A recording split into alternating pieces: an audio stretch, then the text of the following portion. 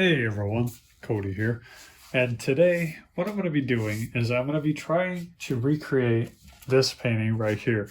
Now, it doesn't look like much, right? It's just three colors. It's got a black background, a white midground, and then a red foreground or top layer. And you're right, it's not an especially exciting piece, but I love this piece because of how shiny it is. Number one, because of the gloss enamel, but also because it's just very simple but very moody.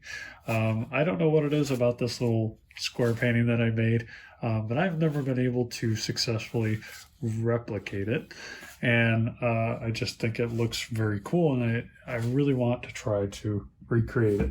So I've got the three colors here. This was done with gloss enamel, and that's what we're going to be trying to do today. So I'm actually going to need to switch these two so that I use them in order. And we're going to start with the black. Now the black I'm just going to put onto the canvas, and we're actually going to use a brush, which I rarely do. And we're actually going to brush on the black background. And I'm just going to keep brushing the paint until it dries.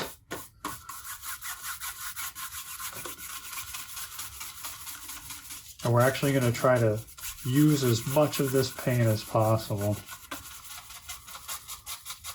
Now, that old painting was scraped, but I don't remember exactly how I did it to get that effect that I have.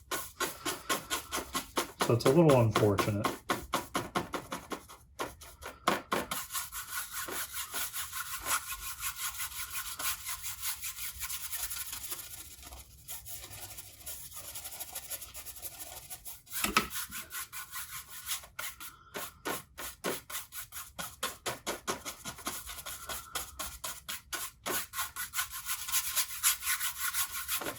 So we're going to get a little bit more black paint.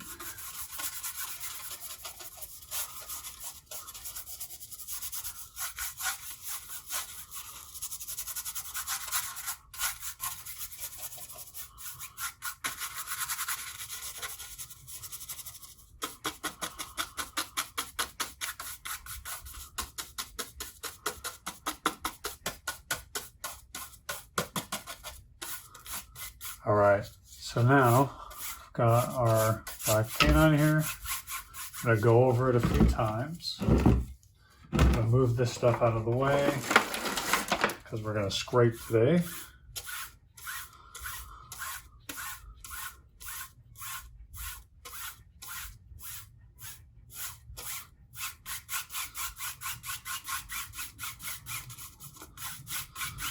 And really just kind of ingrain this paint into the canvas panel here. Now, using gloss enamel is a little more difficult with a regular canvas as opposed to canvas panel, simply because with a canvas it tends to bow in the middle. With a canvas panel we can get that flat surface. Is that something on? Oh, okay, something on my screen. It looked like there was something on there. But now we've got a black flat surface. So now we can move into the white. So the tool that we're going to be using today is my custom homemade scraper here. So I'm going to be using this bad boy. Move this out of the way. Actually set that over there. And I'm going to move some of this other stuff out of the screen. And we're going to be scraping downwards. And we're going to be trying to scrape probably as hard as we possibly can, because we really want to pull that white all the way down through the painting. So we're going to go ahead and apply our next layer of paint, the white gloss enamel. And we're going to run a thick bead across the top of the painting.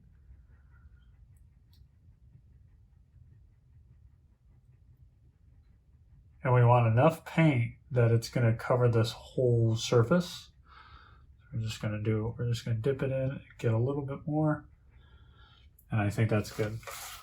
We're going to put that back and we're going to pull it through. And we're putting it on here as opposed to this because it will just roll off if we do it onto the scraper. So here we go. We're going to push down, and we're literally going to, I'm going to put it flat because I'm literally going to pull this and scrape it with it as heavy as I can, because I want as thin a layer as possible.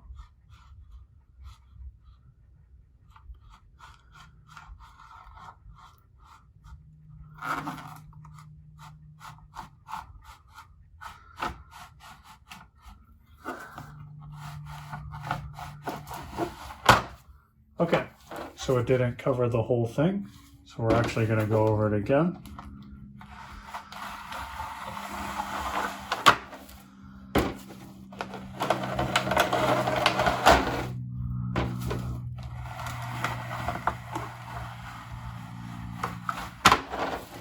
And probably one more time.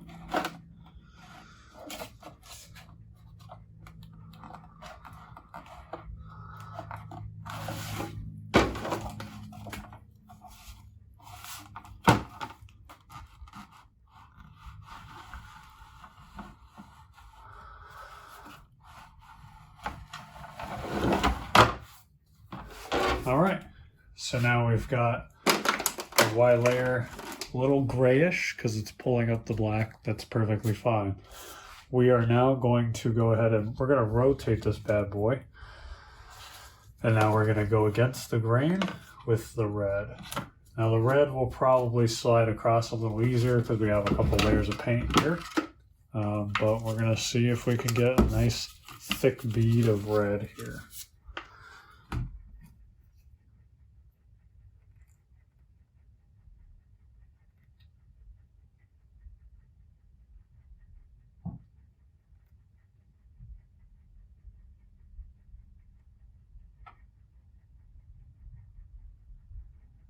All right.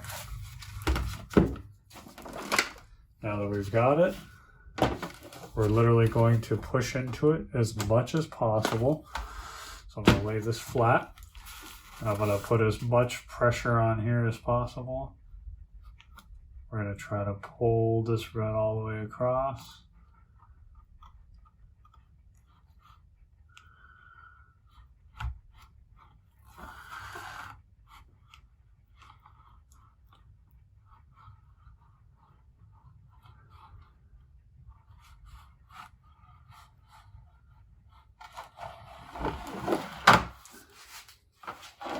Okay. Now it didn't, obviously it didn't work like I'd hoped. It did create a cool painting. I do like it. But I can tell you right now that I pushed too hard on that second layer, and that's why it didn't do it. I kind of think that if I do it one more time this way with the red, we might be able to just kind of make a really heavy top layer of red. So I'm going to line this up with my little screws here. I think we're going to do it. I think we're going to try it. Yeah, it looks like a little stick or something got in there. Just my luck. And no, something else dropped in here. It always happens.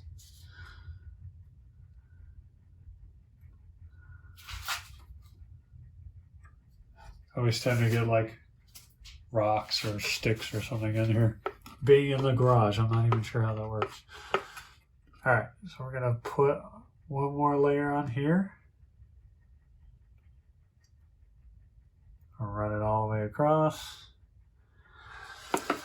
We're gonna put this back, and we're not gonna push as hard this time. We're literally just going to pull it through with like a medium pressure and see if we can float that red right on top.